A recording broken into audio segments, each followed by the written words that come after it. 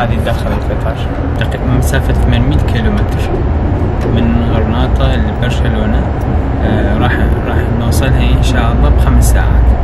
السرعة مالت 300 كيلومتر بس. شوف حاليا القطار دا يمشي 290 درجة حرارة 40. ومن جديد اجينا لبرشلونة. طبعا ليش برشلونة؟ اولا برشلونة ما شفت كلش زين، ما بقيت بيه هواية، اريد اشوفها بعد اكثر، اكو مناطق احلى بيها اريد همين اشوفها، وزائدا اريد اشوف ملعب برشلونة همين.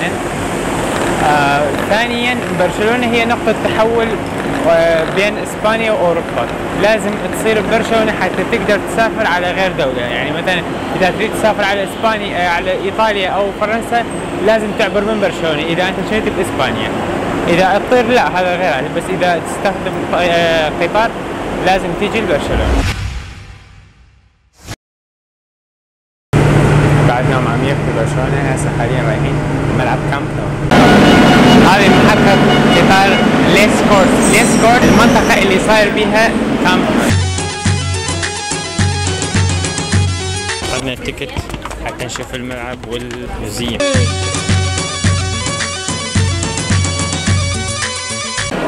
دخلنا متحف نادي برشلونة.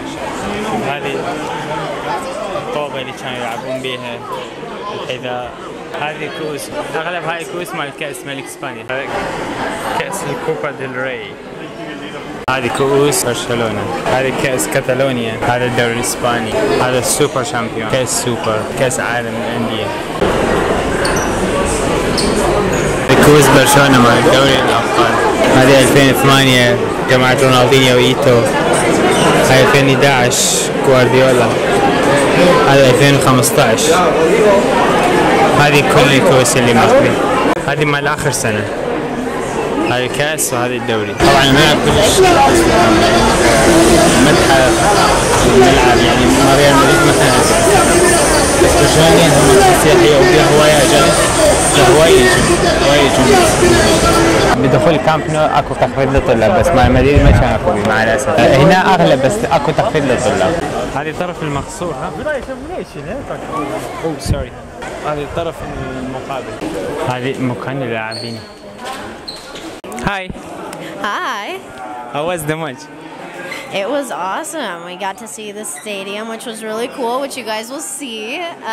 And then now I think we're headed to the bottom of the stadium, so we'll be on the ground floor. طبعا ناتاشا من امريكا، هي امريكيه from US. طبعا من تخطط مكسيك ويابان تطلع هاي الشكل الحلوه. I mean when you mix like Mexico and Japan and this is her sister. And what do you think about the stadium? I think the stadium's awesome. This is the first time I've gone into a football stadium. I've been in American football stadiums, which are I think a little bit wider, but not as high up. So it's pretty cool to see the difference. I knew that when you didn't know Messi. Did I what? When you didn't know Messi. Oh. ما عرفت I don't ميسي. know قلت له بتعرفون هاي؟ قال والله ما نعرفه. ما عرفنا الشرف. Okay, thank you. Thanks guys. Bye. كان مؤتمر صحفي للاعبين والمدربين بعد وقبل المباراة في غرفة تبديل ملابس اللاعبين.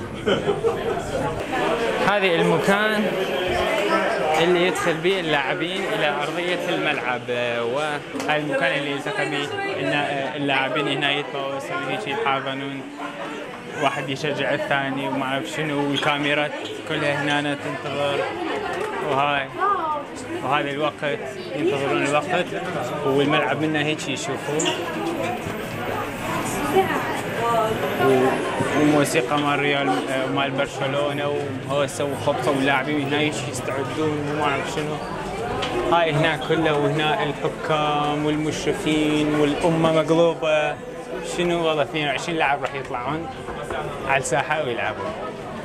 يطلعون برا والاحتياطيين يقولون تفضلوا هنا شكرا.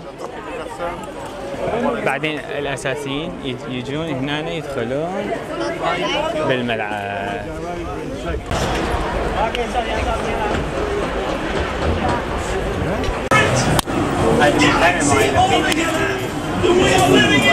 طبعا أحلى مكان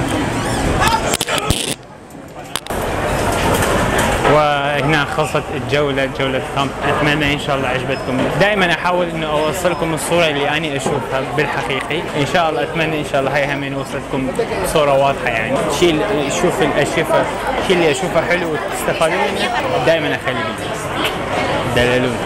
See you soon.